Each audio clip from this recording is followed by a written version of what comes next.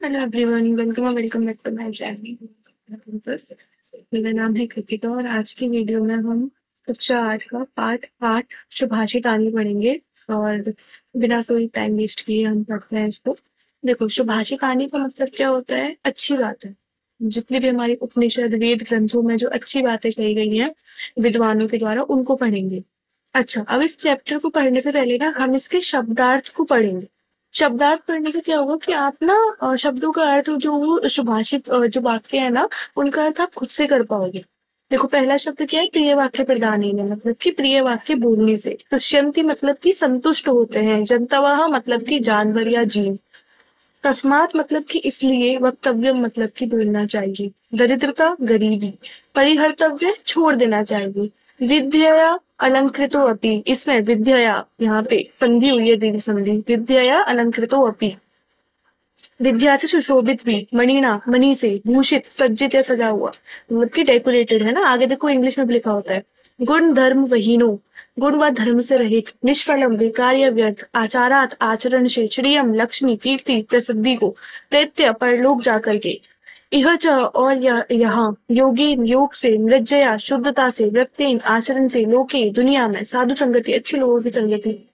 पुच्छ विषाणहीना पूछ व सीन से रहित। खाद्यान्न भी खाते हुए भी। भाग देय मतलब कि भाग्य। अब हम आते हैं अपनी श्लोकों पे, प्रभाषित बातों पे।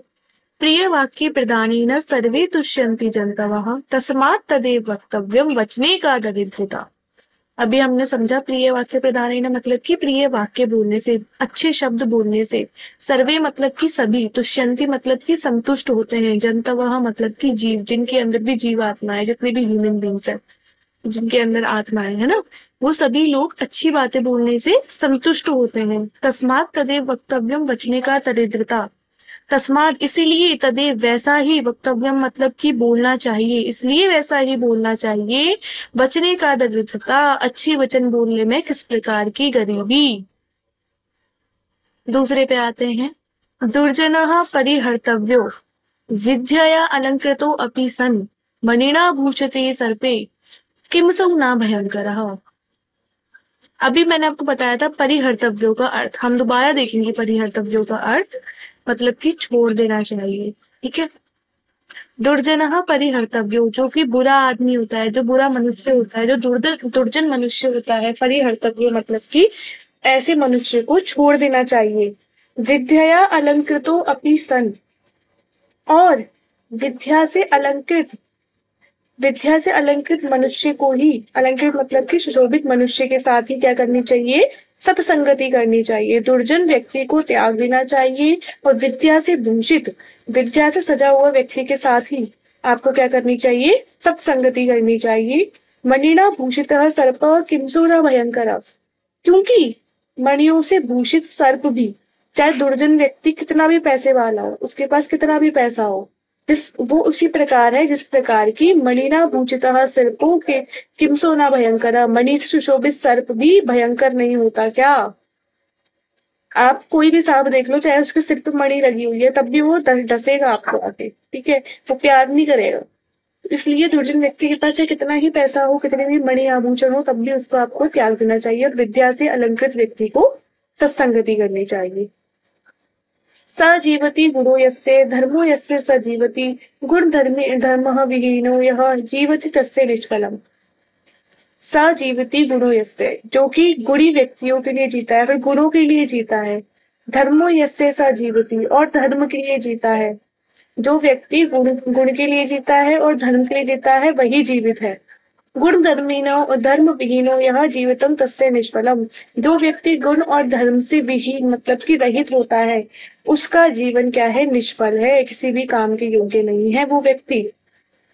आचारात लभते ही आयु आचारात लभते श्रियम आचारात लभते कीर्तिम पुरुषः प्रेत्य च इह च।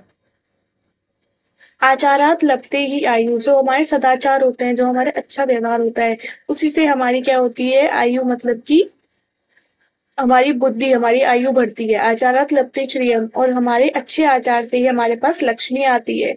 आचार्य आचारात लभते कीर्ति, अपने सदाचार से ही आप उन्नति प्राप्त करते हो। पुरुषः प्रेत्य च इह च, और क्या क्या पुरुष को चाहिए, अपने अच्छे आचार से ही अपने अच्छे व्यवहार से ही पुरुष आयु, लक्ष्मी और कीर्ति को प्राप्त कर सकता है। और यहाँ पुरुष को क्या चाहिए, मनुष्य को और क्या चाहिए? सत्येन,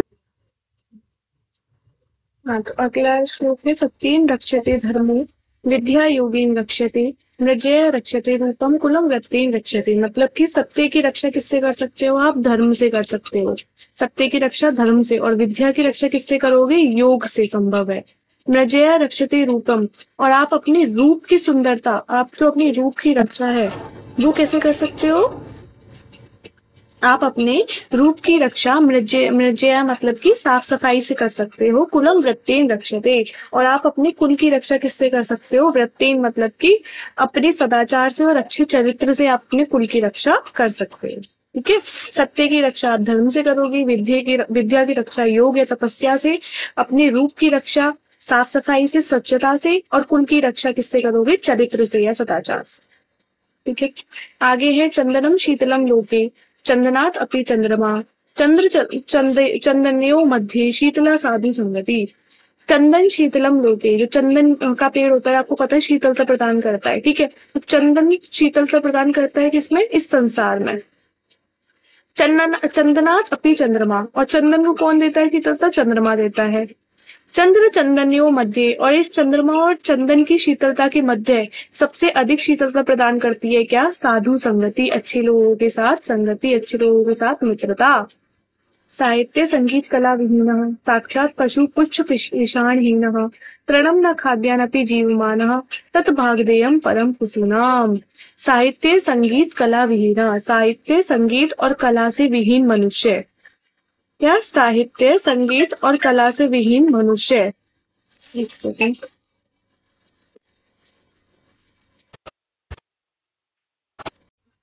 हाँ, ये एक सेकेंड, नेक्स्ट श्लोक है, साहित्य संगीत कला विहीनः साक्षात पशु पुच्छ विषाणीनः तृणं न खाद्यानपि जीवमानः तत् भागधेयम परम पशूनाम।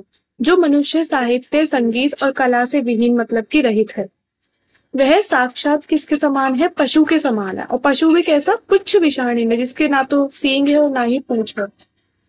तृणम खाद्यानपि जीवमानः, वो वह मनुष्य बिना घास खाए भी जीवित रहता है। तत् भागधेयम परम पुरुषाम, यह पशुओं के लिए निसंदेह किसकी बात है? निसंदेह सौभाग्य की बात है। तृण खाद्यानपि जीव मानव, वह बिना घास खाए जीवित रहता है, और यह पशुओं के लिए किसकी बात है? निसंदेह ही सौभाग्य की बात है। ठीक है। मतलब ये बोला गया है कि आपके पास लिटरेचर, साहित्य, संगीत और कला, तीनों चीजों की आपको जानकारी होनी चाहिए, तभी आप मनुष्य हैं इस संसार में। नहीं तो आप बिना पूछे बिना सींग के जंतु के समान ही घूम रहे हैं संसार में, जो कि घास तो नहीं खाता है, और ये उसके लिए क्या है? सौभाग्य की बात है, ये घास नहीं खानी पड़ रही, इसकी रोटी मिल जाती है। ठीक है। तो यही थे आपके सारे श्लोक। अच्छे से एक बार दोबारा सुन लेना, समझ आ जाएंगे। और that's all for today's video. Thank you so much for watching. Thank you.